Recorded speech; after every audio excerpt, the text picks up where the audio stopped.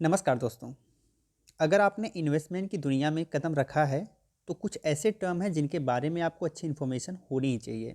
जैसे कि EBI TDA क्या होता है, पीबीआईटी क्या होता है, पीबीटी क्या होता है, नेट प्रॉफिट क्या क्या होता है, इन्हें कैलकुलेट कैसे करते हैं, ये सारी चीज़ें आपको पता होनी चाहिए। इसको पता होने से आप एक अच्छा इन्वेस्टमेंट प्लान कर सकते हैं। तो गाइज आज के इस वीडियो में हम इसी को डिस्कस करेंगे। आप पूरी वीडियो से लास्ट तक जरूर बने रहिएगा। हे गाइज, मैं हूं अशोक सिंह और चलिए वीडियो को शुरू करते हैं। तो सबसे पहले तो हम ये जानेंगे कि ईबीआई टीडीए का फुल फॉर्म क्या होता है और इसका यूज़ क्या होता है। गाइज, ईबीआई टीडीए का फुल फॉर्म होता है earning before interest, tax, depreciation and amortisation. ठीक है, तो ये इसका फुल फॉर्म होता है। इसका यूज़ क्या होता है, जैसे मान लीजिए आपके पास 4 या 5 कंपनीज़ हैं। आपको 5 कंपनीज़ में से सबसे बेहतर कंपनी चुनना है जो कि आपको सबसे अच्छा रिटर्न जनरेट कर पाए। ठीक है, आप देख रहे हैं कि पांचों कंपनियों का प्रॉफिट जो है, ग्रॉस प्रॉफिट, वो बहुत अच्छा है। तो ईबीआई टीडीए आपको बताएगा कि इनमें से कौन सी जो कंपनी है वो नेट प्रॉफिट सबसे बेहतरीन जनरेट कर पा रही है। क्योंकि ऐसा नहीं है, सारी कंपनियों के लिए जो टैक्सेस होते हैं, इंटरेस्ट पे करना होता है, डेप्रिसिएशन होता है, अमोर्टाइजेशन होता है, ये अलग अलग होता है। ठीक है, तो हो सकता है कि उनका प्रॉफिट बहुत ज़्यादा हो, लेकिन लॉन्ग टर्म में जो जो प्रॉफिट होता है उसे वो नेट प्रॉफिट में कैलकुलेट नहीं कर पाता। सो दैट आपको ये बताएगा कि कौन सी कंपनी आपके लिए बेहतरीन प्रॉफिट जनरेट कर रही है और लॉन्ग टर्म इन्वेस्टमेंट के लिए ये कंपनी आपके लिए बेहतर है।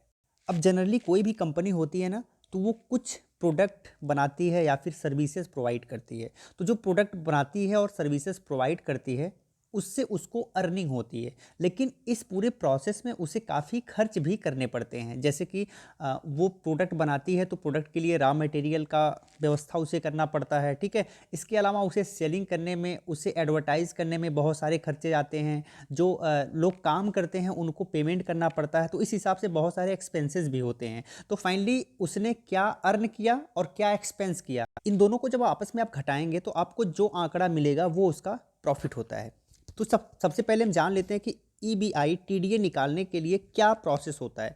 तो कंपनी का जो नेट प्रॉफिट होता है उसमें जब हम interest, tax, depreciation and amortisation add करते हैं तो ये निकलता है, यानी कि इबिटडा तब निकलता है जब हम इन सबको ऐड करते हैं।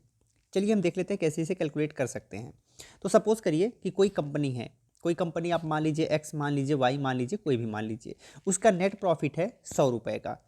इसके साथ 100 रुपये का नेट प्रॉफिट होने के साथ उसे इंटरेस्ट जो पे करना पड़ रहा है वो 10 रुपये का करना पड़ रहा है, टैक्स जो है वो 20 रुपये का करना पड़ रहा है, डेप्रिसिएशन और एमोर्टाइजेशन जो है वो 30 रुपये का है। अब हम निकालेंगे कि इसका इबिटडा क्या होगा। तो सबसे पहले इसका नेट प्रॉफिट है 100 रुपये, तो नेट प्रॉफिट हम 100 रुपये लिखेंगे। इसके बाद इसमें इंटरेस्ट को ऐड कर देंगे, टैक्स को ऐड कर देंगे और डेप्रिसिएशन एंड अमोर्टाइजेशन को ऐड कर देंगे। सबको ऐड करने के बाद 160 रुपये निकल के आ रहा है। यानी कि इसका इबिटडा जो है वो 160 रुपये है। इसका ईबीआई टीडीए जो है वो 160 रुपये है। इसका मतलब ये हुआ कि कंपनी का जो ग्रॉस प्रॉफिट है वो 160 रुपये है। लेकिन जो ग्रॉस प्रॉफिट होता है वो कंपनी का एक्चुअल प्रॉफिट नहीं होता। इसके इस ग्रॉस प्रॉफिट में से भी कंपनी को काफ़ी खर्चे निकालने पड़ते हैं। जैसे आप यहाँ पर देख सकते हैं कि अगर आपको इसका नेट प्रॉफिट निकालना होगा तो इस ग्रॉस प्रॉफिट में से आपको, यानी इबिटडा में से आपको इंटरेस्ट, टैक्स, डेप्रिसिएशन, अमोर्टाइजेशन, ये सारी चीज़ें निकालनी पड़ेंगी, तब आपको एक्चुअल में आपको नेट प्रॉफिट मिलेगा। जो नेट प्रॉफिट होगा वही कंपनी का एक्चुअल प्रॉफिट होता है। अब हम देख लेते हैं कि पीबीआईटी क्या होता है और इसे कैसे कैलकुलेट करते हैं। पीबीआईटी का मतलब होता है profit before interest and tax. ठीक है, इसे कैलकुलेट करने के लिए अगर आपके पास इबिटडा है तो उसमें से आप डी और ए निकाल दीजिएगा। ठीक है, डी का मतलब हो गया डेप्रिसिएशन, ए का मतलब हो गया एमोर्टाइजेशन। अब आप यहाँ पर देख सकते हैं जो इसका इबिटडा हमने कैलकुलेट किया था वो था 160 रुपये। ठीक है, इसमें से आप डी ए, इसका मतलब ये जो है 30 रुपये आप घटा देंगे तो आ जाएगा 130 रुपये। तो ये इसका है पीबीआईटी। ठीक है, इसका पीबीआईटी आपने निकाल लिया। अब आपको मान लीजिए निकालना है पीबीटी, यानी प्रॉफिट बिफोर टैक्स, यानी टैक्स के पहले क्या प्रॉफिट जनरेट हो रहा है। तो यहाँ पर आप इसका इबिटडा 160 हमने निकाला था, इसमें से आप घटा देंगे आई डी ए।